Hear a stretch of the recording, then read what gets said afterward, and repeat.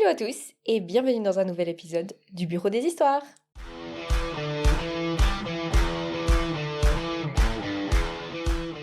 Et aujourd'hui on se retrouve à notre habitude avec de nouvelles histoires Reddit. Mais avant toute chose, n'oubliez pas de vous abonner à la chaîne, de mettre un petit like, et de cliquer sur la petite cloche pour ne rien louper de nos prochains épisodes. On est aussi disponible en podcast audio sur Spotify, Apple Podcasts, Deezer, Amazon et j'en passe. Donc n'hésitez pas à vous abonner et à cliquer sur les 5 étoiles pour nous donner un petit coup de pouce. Voilà, je crois qu'on n'a rien oublié. À part les histoires Reddit. Ah voilà, c'est parti.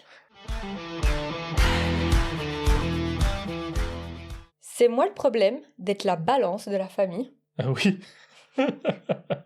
Tu dis ça en connaissance de cause? Non, je vois pas de quoi tu parles.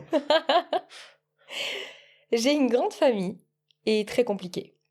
Mes parents se sont séparés quand j'étais petit, ma mère s'est remariée et a eu d'autres enfants. Parmi nous, seul le plus jeune et moi gardons contact avec ma mère. Les autres ne veulent plus rien avoir à faire avec elle, à cause de vieilles histoires et de traumatismes du passé. Résultat, il y a zéro communication entre les deux camps de la famille. Les nouvelles ne circulent jamais normalement, donc j'ai pris l'habitude de tenir ma mère un peu au courant. Des choses banales du genre « un tel a un nouveau boulot », sans jamais donner trop de détails. Je ne fais pas de commérage, juste des infos que n'importe quel autre membre de la famille aurait pu lâcher en passant. Ouais, tu balances quoi. Elle essaye de justifier là, on dirait. Récemment, un de mes frères-sœurs, parce qu'elle veut pas dire plus, s'est fiancé, a eu son permis et a obtenu son premier logement. Tout ça en 1 an. Chapeau. Ouais. C'est énorme puisque ce serait le premier de la fratrie à se marier et à devenir propriétaire. J'étais super contente et évidemment, j'ai partagé la nouvelle avec ma mère qui était tout aussi excitée. Petit aparté. Ma mère est le genre de personne qui s'attribue tout le mérite dès qu'il arrive quelque chose de bien à ses enfants, même si elle n'y est pour rien. Alors, donner la vie. Donc, d'un côté. Ouais, visiblement traumatisme d'enfant et tout, Oui. ça aurait pu mal tourner quand même. Je pense qu'elle fait ça pour se rassurer. Du style, si mes enfants réussissent, c'est bien la preuve que j'ai pas été une si mauvaise mère que ça. Ouais, pas forcément. Bah non. Sauf que non.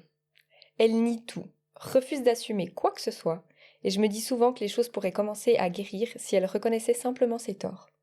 Mais bon, ça n'arrivera probablement jamais. Si je garde quand même un lien avec elle, c'est surtout parce qu'elle est plus proche des plus jeunes et que ça me permet de garder un œil sur eux. Et aussi parce qu'elle est malade depuis peu, donc je l'aide. Je l'accompagne à ses rendez-vous, je l'aide à remplir des papiers, je vais lui chercher ses médicaments, etc. Malgré tout, c'est ma mère. Et je veux utiliser le temps qu'il reste pour créer quelques bons souvenirs. Bref, après que je lui ai parlé des fiançailles, elle a contacté la fiancée sur Facebook pour la féliciter. Elle lui a parlé de potentiels petits-enfants et a dit qu'elle voulait mieux la connaître. Sauf que ça a franchi une énorme limite. Mes frères et sœurs sont furieux, et à juste titre. Et maintenant, c'est la guerre ouverte. Les vieilles blessures ressortent, les accusations pleuvent, et les plus jeunes, qui n'étaient pas encore nés pendant nos années les plus dures, sont en train de découvrir toute l'ampleur de la négligence et de la maltraitance qu'on a eu subie. C'est le chaos total. Je ne voulais pas que ça dégénère comme ça, mais je ne pense pas non plus avoir mal agi.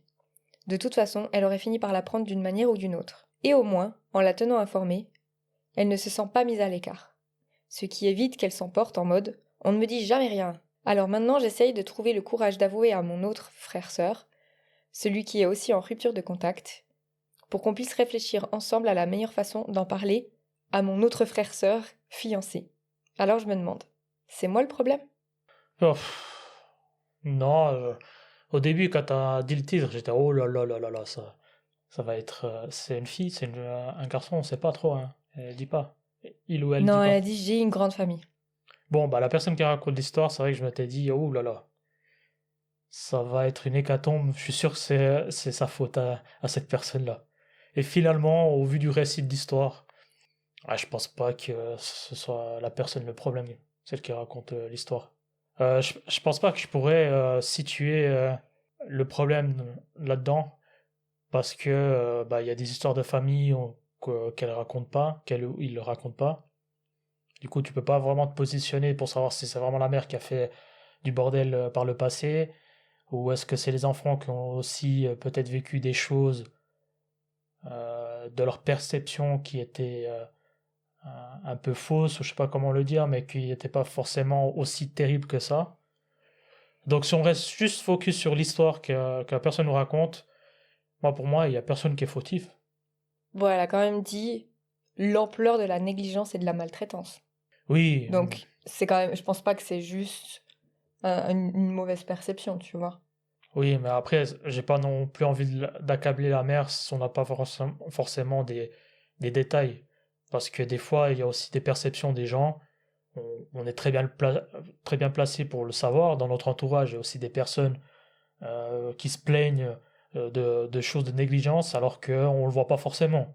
Oui, c'est vrai. Donc c'est pour ça que je me dis, je sais pas, donc si on reste juste sur l'histoire qu'elle nous raconte, pour moi, il n'y a personne qui est fautif. Parce que je trouve que c'est bien que la personne ait quand même donné des informations à la mère, parce que comme la personne l'a dit, ça aurait amené plus de chaos si elle avait appris par la suite elle-même et puis elle avait envoyé un message du style «Ah, tu m'as même pas dit que tu étais fiancé, que tu étais marié, j'ai même pas été invité». Je pense que ça aurait fait plus de problèmes. Ok. Non, t'es pas d'accord avec moi? Non. Vas-y, déballe ton argumentaire. En fait, pour moi, elle est quand même en tort. La balance. La personne qui raconte l'histoire. Parce qu'en fait, ils ont l'air d'être tous plus ou moins ok sur le fait qu'ils ont vécu des choses pas cool. Oui. Visiblement, ils sont beaucoup, et il y en a plusieurs qui ont décidé de couper les ponts. Donc, de plus avoir du tout de contact avec leur mère. Mhm. Et je pense que c'est pas à elle d'aller parler de ce genre de choses-là. En sachant que son frère ou sa sœur veut plus avoir de contact avec sa mère, c'est pas à elle d'aller, tu sais pas, il ou elle s'est fiancé. Parce que tu sais très bien qu'elle va aller. C'est comme elle l'a dit, elle est du genre à tout s'attribuer, elle veut jamais reconnaître qu'elle est en tort. Donc derrière, elle va contacter la fiancée. Donc elle a dû lui dire comment s'appelait là où le fiancé. Donc elle a donné énormément de détails de manière à ce que sa mère puisse revenir en fait dans l'histoire, alors qu'à la base cette personne ne voulait plus rien avoir à faire avec elle. Oui, après, c'était dans une discussion. Tu peux pas non plus dire aux gens, ah, avec cette personne, tu parleras plus jamais de ta vie de moi. C'est quand même compliqué. Des fois, tu amènes la discussion. En plus, c'est sa mère. Elle aurait pu demander, écoute, ton frère, ta sœur qui vient de se marier, qui vient de se marier. Celle qui vient de se marier, qu'est-ce qu'elle devient? Et puis, la personne lui raconte. Oui, mais là en fait, si tu veux, ils sont fiancés, ils vont se marier. La mère, elle en aurait jamais rien su. Donc elle lui dira, il a passé son permis, il ou elle a passé son permis, il ou elle a acheté une maison. Mais de là à dire, il s'est fiancé, puis sa fiancée, ça ou son fiancé s'appelle comme ça. Je pense que peut-être qu'elle le savait déjà. De toute façon, de nos jours, il y a tout le monde qui met sur les réseaux sociaux, donc tu vois. Même si elle bloque, même si les enfants ont bloqué leur mère de Facebook, d'Instagram ou je sais quoi, il y a toujours des manières de contourner pour savoir se tenir au courant. Ouais. Moi, je sais pas, j'ai quand même l'impression que c'était pas sa place de mettre la maman au courant de cet événement-là, parce que maintenant, ça va être la guerre. C'est-à-dire elle a commencé à parler à là où le fiancé avant de commencer à parler à son propre enfant, donc elle sait très bien que ça va pas aller, donc elle essaie de contourner pour essayer quand même de s'insinuer dans le truc, et je pense que c'est le bordel en fait, et si elle avait pas été au courant, peut-être qu'ils auraient gagné en sainteté d'esprit pendant un temps, et puis ils auraient peut-être pu faire ça à leur manière, quoi. Ouais, mais peut-être qu'elle aura appris, je sais pas, que sa belle-fille était enceinte ou qu'ils avaient un enfant, elle l'aurait peut-être très mal pris, elle leur a envoyé un message en disant c'est n'importe quoi, je suis ta mère, tu m'as même pas dit, tu m'as même pas invité, tu m'as même pas si. Donc, je sais pas. Et d'un autre côté, peut-être que la mère essaie de reprendre contact parce qu'elle a appris de ses erreurs passées. On sait pas non plus. Ouais, à ce moment-là, t'envoies un message à tes enfants pour leur dire que t'es désolé de la manière dont t'as agi, que t'aimerais vraiment pouvoir te racheter. Et comment Tu tu fais? contournes pas, quoi. Et comment tu fais s'ils t'ont bloqué de partout? À ce moment-là, t'écris à la fiancée, par exemple, et puis lui dire, voilà, je suis la maman de... Oui, Tu vois, c'est enfin... c'était peut-être une approche pour Ouais. gentiment venir, je sais pas, j'essaie de Non, non, trouver mais je des... comprends, et j'apprécie ce débat, hein. Bon, pour clôturer le débat, donc toi tu penses que le problème vient de la personne qui a balancé. Pour moi, c'est 50-50 avec la maman. Ok. Et pour moi, je vais mettre qu'il y a sur l'histoire hein, en elle-même, hein, Oui. pas sur ce qui s'est passé quand ils étaient jeunes, avec la mère, Ah, etc. pour moi, c'est le tout. Parce que là, on parle de fait de balancer des informations. À une Ouais, mais ça. personne que t'as coupé de Ouais. ta vie parce que t'as subi des maltraitances. Oui, ouais, Tu effectivement. vois? J'essaie de me sauver un petit peu, mais... Non, moi je prends la globalité de l'histoire. Bon, alors je veux dire différemment. Celle qui raconte l'histoire, pour moi, n'est pas le problème. Et si on doit incriminer quelqu'un, effectivement, tout indique que c'est la mère qu'il faut incriminer. Donc, je partirais sur le problème, c'est la mère. Ok. Donc on n'est pas tout à fait d'accord sur ce coup-ci. À 50% du coup. À 50% près. Ok. On passe à la suite. Yes, sir. C'est moi le problème de ne pas avoir demandé à ma nièce de rentrer chez elle, malgré la demande de ma sœur. C'est compliqué hein, de s'opposer aux demandes des mamans, mais ça dépend le contexte. Contexte. J'ai 28 ans et je traverse une situation compliquée avec ma famille. Honnêtement, je ne sais pas si je gère ça comme il faut ou si je passe pour la méchante. Si elle est là, c'est qu'elle passe pour la méchante, à mon avis. J'ai une sœur, Amy, 36 ans. Elle a 3 enfants, mais cette histoire concerne surtout les 2 aînés, Alex, 18 ans, et Nina, 16 ans. Il y a environ un mois, on a appris que Nina est enceinte. Ouh, 16 ans? 16 ans, ouais. Ouh, ouais. Elle en est à 11 semaines. Le père est un garçon du lycée nommé Léo, 16 ans aussi. Léo, tu vas avoir des problèmes. Récemment, Alex est venu se confier à moi au sujet de la situation à la maison. Apparemment, ses parents ont accepté que Léo emménage chez eux. Je ne sais pas pourquoi ils ont accepté ça, mais visiblement, ses parents, à lui, étaient d'accord aussi. Résultat, il dort sur un matelas gonflable dans la salle à manger. Bon, si tu l'accueilles correctement. Bon, il a quand même mis enceinte ta fille de 16 ans. Oui, Moi, mais je si l'aurais mis dans le garage. je l'aurais mis au fond d'un trou, dans la forêt. Selon Alex, Nina et Léo sont constamment désagréables avec elle, surtout Léo. Il l'insulte, l'appelle connasse en permanence et s'attendent à ce qu'elle ramasse derrière lui. Comme Amy et son mari travaillent tous les deux à temps plein, ils ne voient rien du tout de ça, et ils ne croient pas vraiment Alex quand elle leur en parle. Vendredi soir, Alex m'a appelé en larmes. Elle venait d'avoir une énorme dispute avec Nina et Léo. Ils jouaient aux jeux vidéo en criant alors que leur petit frère dormait. Alex leur a juste demandé de faire moins de bruit, mais ils ont commencé à hurler sur elle, lui disant de se mêler de ses affaires, et ça a dégénéré en dispute générale. Elle m'a demandé si elle pouvait venir dormir chez moi pour la nuit, parce qu'elle n'en pouvait plus des deux. J'ai dit oui, j'ai envoyé un message à Amy pour la prévenir. Sauf que, une nuit s'est transformée en plusieurs jours. Amy m'a dit que ce n'était pas grave et Alex ne voulait tout simplement pas rentrer. Aujourd'hui, Amy m'a appelé pour me demander de dire à Alex de rentrer à la maison. Je lui ai répondu que je ne pensais pas qu'elle en ait envie. Et Amy m'a dit qu'elle le savait déjà, parce qu'elle le lui avait demandé elle-même. Elle m'a dit que je devais demander à Alex de partir pour la forcer à revenir chez elle, parce qu'elle ne pouvait pas fuir les conflits toute sa vie. Selon elle, Alex doit rentrer pour qu'il puisse régler les choses en famille. Bah, visiblement, t'as pas très envie de régler les choses en famille, hein, vu que tu la crois pas, donc... Je comprends son point de vue, mais je me sens coupable de renvoyer ma nièce dans un endroit où elle se fait traiter comme une citoyenne de seconde zone. Je lui ai expliqué ça et Amy est devenue bizarre. Elle m'a dit que même si Alex est majeur, elle reste sa fille et qu'elle veut ce qu'il y a de mieux pour elle. Et que moi, en la gardant ici, je l'empêche de réparer les liens familiaux et que je me comporte comme une connasse. Alors je me demande, c'est moi le problème? Bah, absolument pas, non. Ok. Non, mais sa sœur, elle est tarée, hein. La sœur de qui finalement? Bah, de la personne qui raconte l'histoire. Bah, en fait, t'es mère de, visiblement, 3 enfants, Mhm. et ta plus grande qui arrête pas de te dire qu'elle se fait insulter, que ça se passe mal, tu l'écoutes pas du tout, tu t'en fiches royalement, et quand elle décide de partir de chez toi, et que du coup ça pourrait sortir de ton foyer, et que les gens pourraient s'en mêler, alors là tu deviens sur la défensive, genre il faut qu'elle rentre à la maison absolument, faut qu'on règle les histoires et tout. Et puis après tu traites les gens de connasses qui essayent de la protéger. Moi, à mon avis, elle a bien fait de se barrer, hein. Ouais, je suis assez d'accord avec ce que tu dis. Après, j'ajouterais même que c'est quoi l'éducation qu'elle a donnée à Nina de 16 ans, quoi. Non mais vraiment. Alors, je dis pas forcément parce qu'elle est enceinte, parce que Non. ça peut arriver, malheureusement ou heureusement, tout dépend de chacun. Mais tu vois que ça a l'air d'être quand même une gamine gâtée, qui a tout ce qu'elle veut, son mec qui peut venir habiter chez eux. Moi, je connais pas beaucoup de familles, ça serait passé comme ça, quoi, tu vois. Dis-moi que t'es l'enfant préféré sans me dire que t'es l'enfant préféré, quoi. Ouais, c'est un peu ça.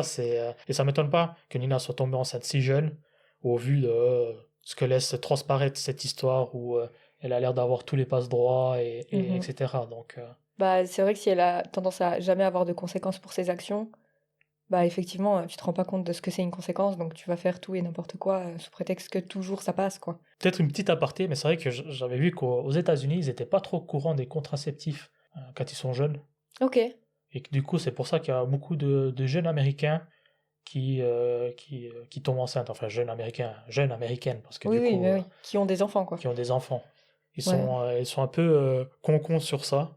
Et du coup, ils n'ont pas beaucoup d'éducation. Moi, ce qui me choque aussi beaucoup, c'est comment tu fais rentrer une tierce personne dans ta famille et que tu la laisses maltraiter les gens qui sont autour. Parce que visiblement, ils respectent pas non plus le plus jeune des fils, vu qu'ils s'en fichent de savoir quand il dort, ils font du bruit et tout. Ouais, Ils respectent pas la grande.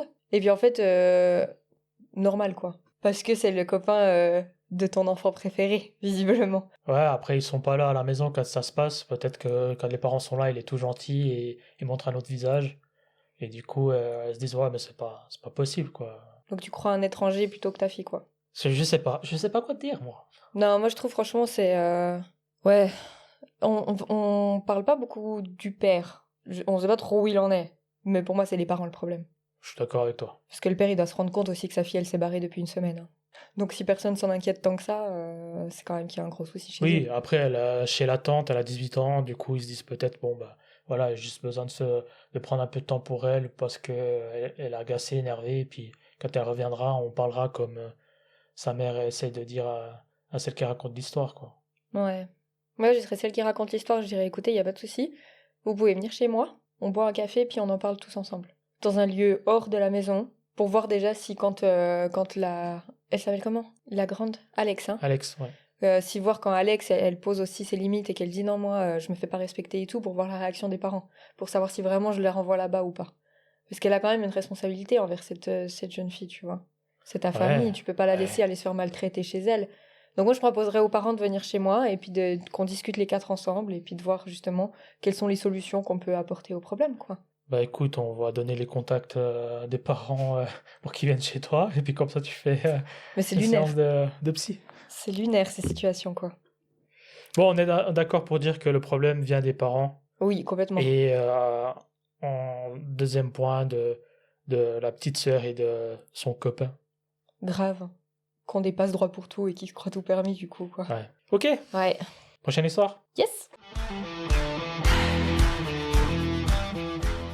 C'est moi le problème d'avoir dit à mon beau-père que son fils n'était pas ma responsabilité. Bah, en fait, ça dépend. Son fils, est-ce qu'il a un lien avec la personne qui raconte l'histoire ou pas? Comme c'est marqué, visiblement pas. Non, Son mais... fils. Ok. Je suis un homme de 20 ans et j'ai vu mes parents divorcer quand j'avais 16 ans. Et ça s'est très mal passé. Je vis maintenant avec ma mère et son copain Marc, 43 ans. Et le fils de Marc, Liam, 11 ans. Je suis en deuxième année d'université et entre les examens et les projets, c'est déjà une source de stress pour moi. En général, la dynamique à la maison est correcte. Marc est un type sympa, mais il a tendance à penser que je suis une sorte de babysitter fraîchement disponible. Liam est un bon petit, mais il n'a pas été très bien élevé. Ça, c'est un autre sujet. Il est plein d'énergie, bruyant et n'a absolument pas la notion d'espace personnel. Le problème s'est produit samedi dernier. J'avais un énorme devoir à rendre le lundi matin et je comptais passer tout le week-end à la bibliothèque de la fac. Samedi matin, pendant que je préparais mon sac, Marc vient me dire qu'il part en week-end avec ma mère et que je devais garder Liam. J'ai tout de suite senti le stress monter, alors je lui ai dit que je ne pouvais pas et que je devais aller à la fac pour bosser. Il m'a fait un signe de la main en disant que c'était pas grave, que je n'avais qu'à l'emmener avec moi sur le campus et le laisser s'occuper avec sa tablette. Là, c'était hors de question. J'allais pas trimballer un gamin de 11 ans à l'université alors que j'avais un gros projet à terminer. J'ai dit non en essayant d'être ferme. Je ne pouvais pas être responsable de lui toute la journée et j'ai demandé s'il pouvait pas aller chez un copain, chez sa grand-mère ou chez sa mère. Ah oui, parce qu'il a une mère aussi. Ouais. Il a tout un système familial en dehors d'eux, quoi. Le visage de Marc est tombé. Il avait l'air vraiment agacé. Il m'a dit que c'était qu'une journée et que ce serait trop compliqué d'organiser autre chose et que le minimum que je pouvais faire, c'était de donner un coup de main. Franchement, j'ai craqué. Je suis déjà sous pression entre les rendus, les impressions, le travail de groupe, etc. et c'était un peu la goutte de trop. Je lui ai dit que Liam était son fils, pas le mien, et que c'était pas ma responsabilité. Que je n'avais pas choisi d'avoir un enfant quand je n'étais pas prêt, et que ma seule obligation, c'était d'obtenir mon diplôme et de partir de chez eux. Boum. Drop the mic. Job de gamin. Silence total pendant un moment. Il avait l'air blessé. Puis Marc a juste dit « C'est bon, t'inquiète, mais ne viens plus nous demander de service. Oh, Oh la là. menace. On va l'appeler Marc la menace. » Vraiment. Purée. Plus tard, ma mère m'a envoyé un message pour dire que j'avais été irrespectueux et blessant. C'est vrai que j'ai un peu perdu mon calme. Mais honnêtement, il n'avait pas à me refiler la garde de Liam au dernier moment comme ça. Alors je me demande, c'est moi le problème? Non, c'est pas lui le problème là. Peut-être la façon de délivrer le message était pas forcément la bonne, T'es un peu rude. mais en même temps, il a raison quoi. S'il est en examen et tout, il peut pas s'occuper d'un gosse qui est turbulent, qui plus est. Même si 11 ans, il est déjà un peu grand, mais imagine une journée au campus en train d'être sur la tablette. Toi, tu dois essayer de te concentrer, mais tu dois garder un œil sur lui pour pas qu'il fasse de bêtises. Ah, c'est clair qu'il peut pas. Et après, si c'est pour une journée, bah, Marc et sa mère ont qu'à le prendre avec. Et puis ils le font jouer à la tablette pendant qu'ils se font des bisous dans la chambre. Non, mais vraiment, moi, ce qui m'agace le plus là-dedans, c'est que même pas lui avoir dit, on pensait partir en week-end, est-ce que ça joue pour toi de garder Liam? Enfin, c'est vraiment, t'arrives et tu dis, si jamais aujourd'hui, tu gardes ton frère, hein. C'est même pas son frère en plus. Ouais, après, ça c'est une autre question, parce que au moment où ils sont ensemble maintenant, est-ce que ça devient pas aussi un peu ton frère? Il n'y a pas les liens du sang, mais est-ce que ça devient quand même pas ton frère? Pas forcément ta responsabilité, certes, surtout si tu as des études, mais peut-être que les dernières fois, il lui disait comme ça, c'est toujours passé, et puis là, bah, il s'attendait pas à ce que le grand dise non. Ouais. Ouais, je trouve ça chaud d'avoir cette responsabilité-là alors que t'as autant de choses à faire derrière aussi. C'est pas son enfant, donc c'est vrai, comme il a dit, quoi, c'est pas son gamin. Son objectif à lui, c'est de réussir ses examens, quoi. Ouais, mais tu vois, ça c'est un problème que peut-être les parents pourront nous donner aussi leur point de vue là-dessus, mais j'ai quand même la sensation que quand tu as plusieurs enfants, tu attends à ce que le plus grand ou les plus grands t'aident à prendre soin du plus petit. Ouais. Alors que toi, t'as pas demandé forcément à être parent à ce moment-là de ta vie. Donc je trouve ça quand même des fois un peu égoïste des parents de s'attendre à ce que des enfants les aident à élever d'autres enfants, quoi. C'est vrai. C'est vrai, puis là, la manière dont c'est raconté, c'est un peu comme acquis. Du moment où ils vivent tous dans la même maison, c'est normal en fait. Nous, on n'est pas là, tu te débrouilles avec le petit, bonne journée, au revoir. Et c'est vrai que je peux comprendre qu'au bout d'un moment, il ait pété les plombs. Alors, comme on dit, le message était peut-être un peu. Un peu brut. Les formes n'ont pas été mises, mais non, non, en soi, on est totalement d'accord sur le fait que c'est pas du tout lui le problème, quoi. Non, là, sur cette histoire, on est 100% d'accord que c'est pas lui le problème. Yeah! Ben voilà, vous nous direz du coup ce que vous avez pensé de ces 3 histoires. Donnez-nous votre avis en commentaire. On adore discuter avec vous. Si vous voulez un petit peu plus d'interaction, n'hésitez pas aussi à aller sur TikTok parce qu'on a une plus grande communauté. Et du coup, ça va vraiment là, ça débat, ça discute, c'est super intéressant. Donc n'hésitez pas aussi à nous rejoindre sur TikTok. Et vous avez en plus tous les liens en description. Donc vous avez qu'à cliquer dessus et à mettre s'abonner sur TikTok. Et vous ferez partie de cette fabuleuse communauté qu'on est en train de créer depuis maintenant un peu plus de 4 mois. Yeah! Bon, on y va comme ça? Ouais, parfait! Allez, bye bye.